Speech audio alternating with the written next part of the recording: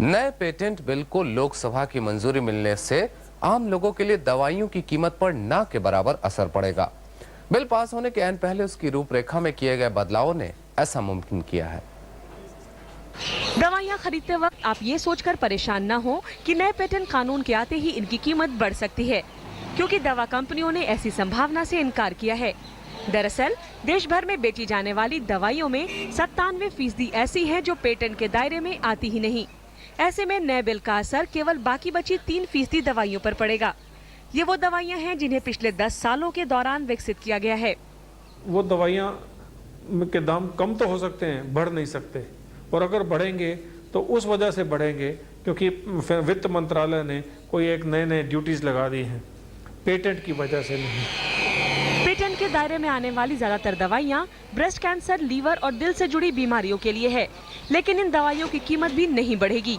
दरअसल 1995 में दवा कंपनियों को 10 साल के लिए मेल बॉक्स एप्लीकेशन की सुविधा दी गई, यानी 1995 से 2005 के बीच इजाद की गई दवाइयों के पेटेंट की अर्जी कंपनियां सरकार के पास जमा करा सकती थी। पेटेंट बिल पास होने के बाद इनमें से जिन दवाइयों को पेटेंट मिलता उसे केवल वही कंपनी ही बेच सकती।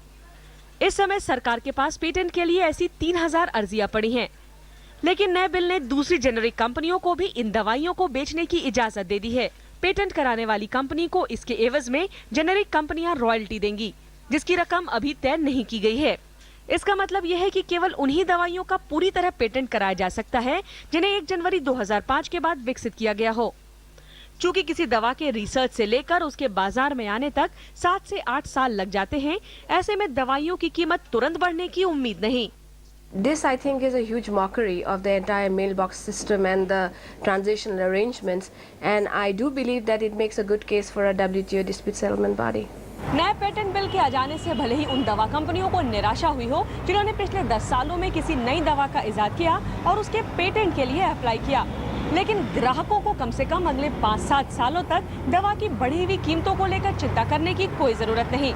शिल्पी झा, दिल्ली, आज तक। और आइए इस मुद्दे पर और बातचीत करते हैं अपनी संवाददाता शिल्पी झा से। शिल्पी, पेटेंट कानून बनने में अब महज औपचारिकता राज्यसभा में पास होना है।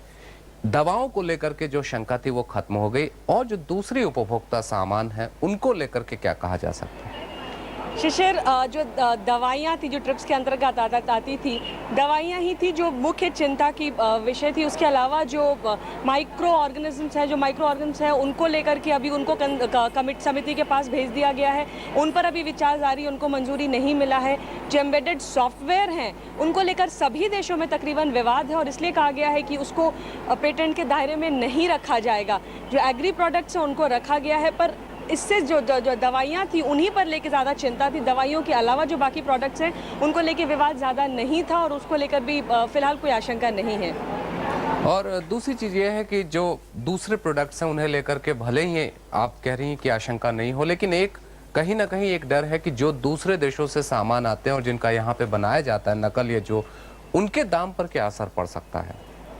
देखिए शिशिर, एक जो क्लॉज है वो ये कहता है कि कोई भी दवा, कोई भी कंपनी, चाहे किसी भी प्रोडक्ट की हो, कोई भी कंपनी अगर किसी भी देश में भारत में अगर आकर के जो पेटेंट वहाँ पे पाती है और पेटेंट के बाद मनमाने तरीके से दाम बढ़ाती है, तो एक नियम है जो सरकार को इस बात की इजाज़त देता है, सरकार को इस बात का पावर देता है कि मनमाने तरीके से दाम बढ़ाने के बाद वो किसी भी दूसरी कंपनी को, भारतीय कंपनी को या किसी मल्टीनेशनल कंपनी को इस बात की इजाज़त दे दे कि वो कंपलसरी उनको लाइसेंस दे दिया जाए कि इस लाइसेंस के तहत वो भी चाहे तो दवाइयाँ या जो दूसरे प्रोडक्ट है वो बनाकर भारत में बेच सकती है। तो एक ये हथियार है सरकार के पास जिससे लगाम लगाई जा सकती है कीमतों पर।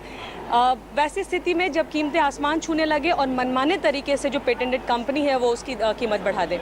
जी, बहुत बहुत शुक्रिया शिल्पी।